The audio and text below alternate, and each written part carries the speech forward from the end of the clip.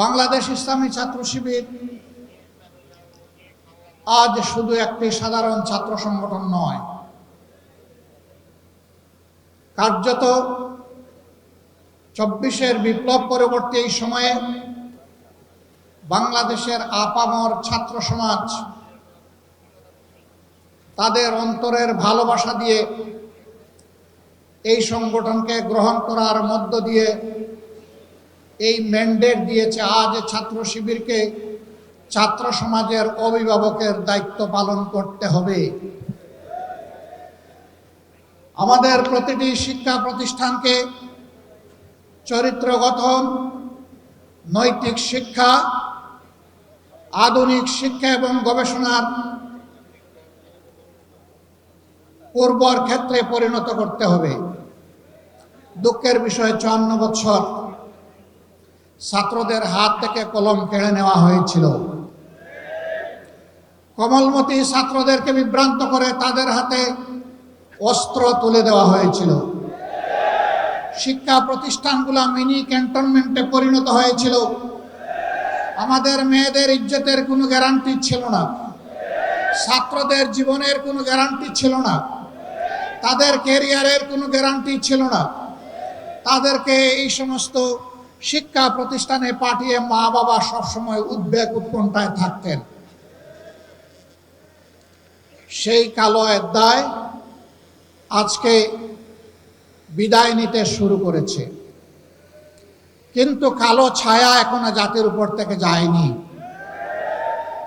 এই কালো ছায়াকে খতম করা পর্যন্ত আমাদের লড়াই, ছাত্র শিবিরের লড়াই অব্যাহত রাখতে হবে। আর যাতে শিক্ষা প্রতিষ্ঠানে কলমের বদলে অস্ত্র হাতে না উঠে, মাদকের বোতল হাতে না উঠে, মেয়েদের নিয়ে কোনো ধরনের বাড়াবাড়ি করা না হয়, আমাদের মায়েরা মেয়েরা শান্তি এবং নিরাপত্তার সাথে তারা যাতে লেখাপড়া করতে পারে, প্রতিটি ছাত্র যাতে তার মেধা বিকাশের জন্য উৎসাহ নিয়ে ঝাঁপিয়ে পড়তে পারে, সেই পরিবেশ সৃষ্টি করার প্রধান দায়িত্ব আজকে ইসলামী ছাত্র শিবিরের উপর অর্পিত হয়েছে। আর ছাত্র শিবিরের জন্ম হয়েছে এই জন্যে যে এরা জাতিকে চরিত্রবান, দেশপ্রেমিক, মেধাবী, আগামী দিনের নাগরিক এবং কারিগর তৈরি করে জাতিকে উপহার দেবে। আগামী দিনের দায়িত্ব নেওয়ার জন্য এই ছাত্র সমাজকে আজকে প্রস্তুতি নিতে হবে। আমরা জীবনের একটা পর্যায়ে চলে এসেছি, আমরা যা পেরেছি লড়াই করেছি, বাকি লড়াইয়ের এই রুমাল, এই রিলে রেসের শেষ ডেস্টিনেশন পর্যন্ত শক্ত করে হাতে ধরে সামনের দিকে তোমাকে দৌড়াতে হবে। তুমি সেই ছাত্র শিবির। আজ ছাত্র শিবিরের কাছ থেকে মানুষ যদি হতাশ হয়, যাওয়ার বিকল্প কোনো ঠিকানা এখনো তৈরি হয় নাই।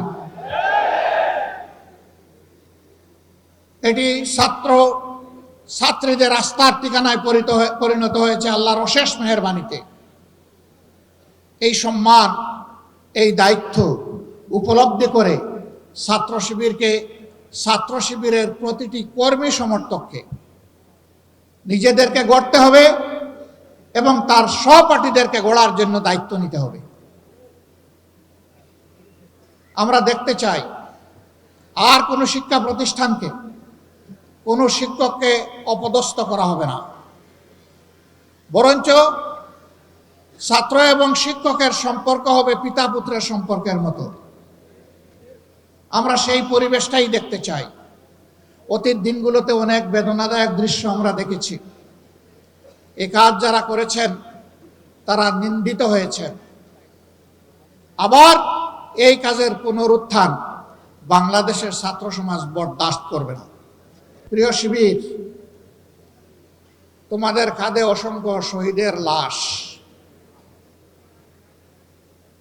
আর তোমাদের কাঁধে 18 কোটি মানুষের প্রত্যাশার বোঝা। আল্লাহ তাআলা এই বোঝা তোমাদের জন্য হালকা করে দিন। এই বোঝা বহন করার শক্তি তোমাদেরকে দান করুন।